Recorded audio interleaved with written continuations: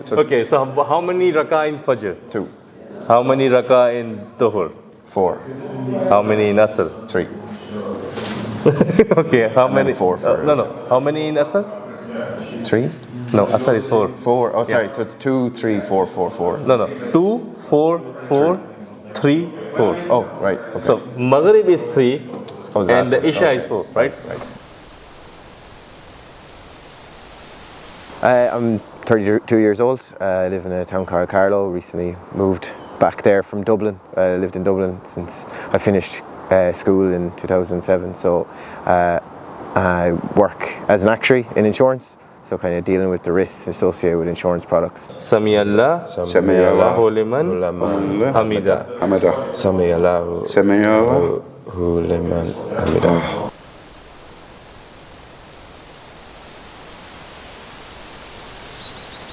Okay, so well, my Islamic journey really started. I used to work with a girl from Pakistan, and we kind of didn't work together. We stopped working with each other about 3 or 4 months after we only worked together for about 3 or 4 months. Sorry, and then we kind of kept in contact, kind of lightly over the years, and eventually got to know each other a little bit better. And so I got kind of chatting to her, and she kind of introduced me to Islam, because obviously it's a very important thing to her. And we kind of discussed it a bit, and she told me about like different, the different aspects of Islam and what makes Islam great. I was really interested in it. I mean, I was born Catholic. I was raised Catholic. My parents would have been quite religious, but I suppose I felt kind of I didn't have that much of affinity with it, with what happened in Ireland with the church and all that. But I always felt kind of a little bit of a lost soul kind of way. But I mean, I felt when I started reading up about Islam, and I kind of, like I said, sucked me in. So I would have done the shahada with her, and at home. So then I was like, what next?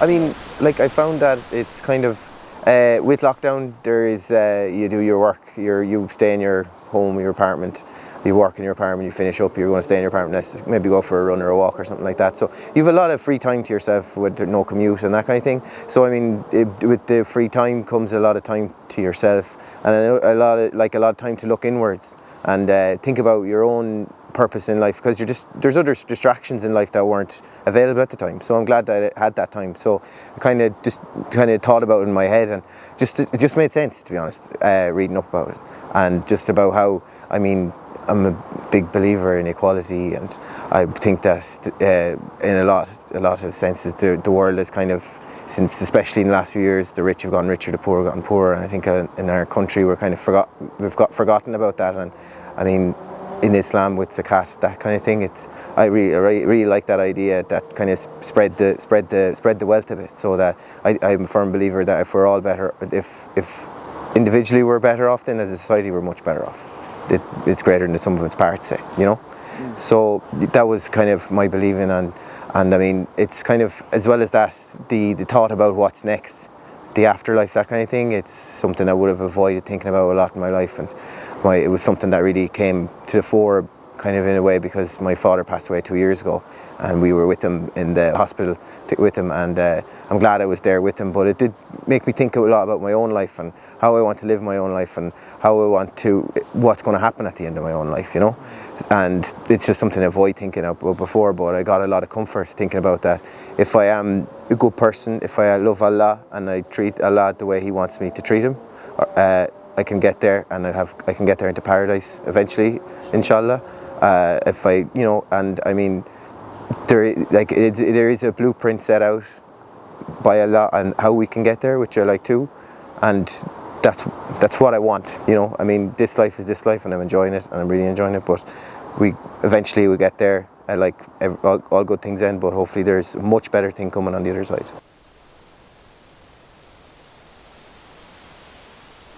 This blueprint, well, Islam is a way of life, and it is the number one thing in your life. I mean, with other things, my experience of Christianity, it isn't pushed as your number one thing in life. I'm not sure why it is, but I mean, with Islam, it is kind of, you're a lot more kind of direct what you're looking at, and it's if you do your salah, if you do your zakat, if you do your shahada first, if you do all 5 pillars, you know, you'll get there. And I mean, that's kind of comforting to me, because it is a worrying thought to say a non-believer about what happens at the end, you know. And I mean, the sense of community as well, because this is my first weekend meeting brothers and sisters in Ireland. How did it feel? I mean, I was looking forward to it. At the same time, I was kind of worried that was I a good enough Muslim to meet these people. I felt kind of like, oh, have I done enough to deserve this? But I mean, that was very unfounded. I felt like there was no judgment. There was like, I was guided the whole way through. Like Munzir, one of the guys I was praying beside, he looked at me. He says like, look, and I was trying to do my 33. 30 subhanallah, alhamdulillah, and Allahu Akbar, and he saw me trying to fiddle around, but he told me the trick about, you know, counting on your fingers that way, which, you know, that kind of thing. And then we had the prayer workshop, so Ali taught me like the proper kind of way to, you know, recite the prayers and how to do the different prostrate yourself and all that kind of thing. So stand up. So you show how the ruku works, how the ruku is done, inshallah. And you do the sujood as well while saying the words, right word, right? So we'll go Allahu Akbar. Allahu Akbar. Yeah. Subhana Rabbil Azim. Yes. Subhana Rabbil Azim. Subhana Rabbil Azim.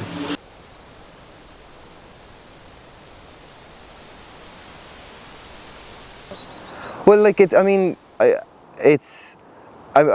what I'm finding tricky is that, I mean, it is like I'm not an Arab. I don't have any word of Arabic, but I mean, I'm finding it easy to pick things up anyway, so that's not too bad. I'm looking forward to being able to kind of have it like that, so I'm not even thinking about it. It just comes out, and so I can really kind of think about a lot. Instead of focusing on getting the words right, I can actually focus on actually my thoughts, and you know, how it just comes out like a machine out of my mouth. You know what I mean?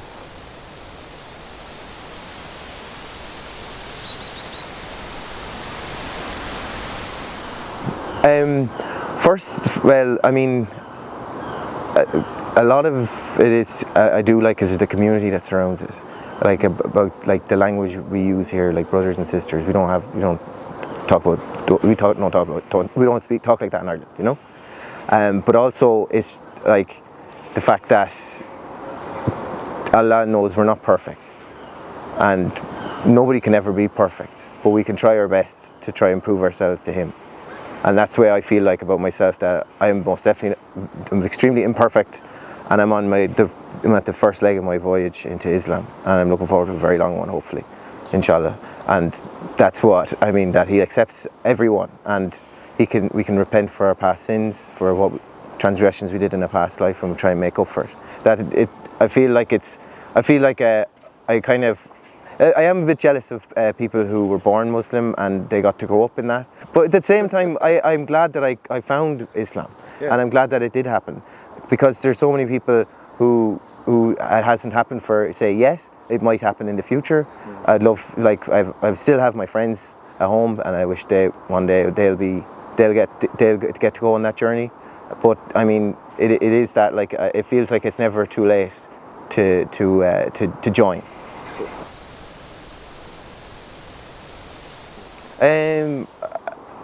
I told my mother, my sister, my mother told me she loved me no matter what, you know. As long as I'm happy, she's happy. I haven't told kind of extended family. Now my extended family would know Eddie and my partner, and they think a lot of her, and like they know she's Muslim, and they accept her for all. And then, you know, like, I have a very extremely tolerant family. But I am a little bit, because it is hard for them to understand if I were to kind of reveal myself. I'm sure I'll have to, but I need to kind of think about that too myself, you know. It is the very beginning.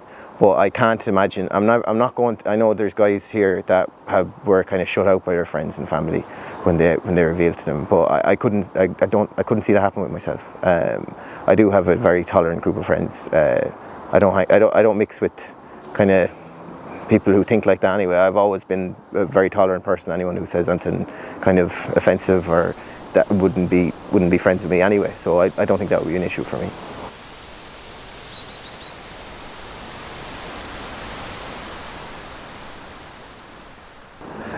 Someone who was doing the research, I would say reach out, use Google to try to find your local mosque, try to find people who can guide you in it.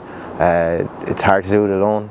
I kind of semi-did it alone in a way because, like I said, first time meeting the group of people this weekend. Like I wish I met them before, a much longer time ago. So my advice is just to discuss it with someone who can guide you in a way, because we do need guidance. There's knowledge to share from others to yourself. So I would definitely reach out to someone and to stick at it too, and think independently from other people. I'm not saying I had any negative experiences with people in general with my reversion or changing to Islam, but I mean just to think independently and think about Islam and not worry about what other people think of it.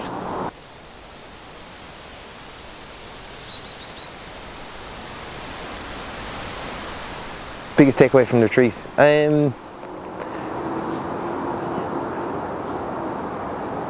I mean, like I said, the powerful moment of like prayer and prostrating yourself and learning the prayers, and like we did last night, as well as that. Another thing we did last night, we went out to a little park here and we lay down, and one of the guys spoke as if we were just kind of close your eyes, and it was lying on the wet grass, and what you think about, like what's the last thing you'll see before you die, and how like life goes on. You only die once, you'll live forever. That's the most powerful thing to me as well. I mean, that the fact is that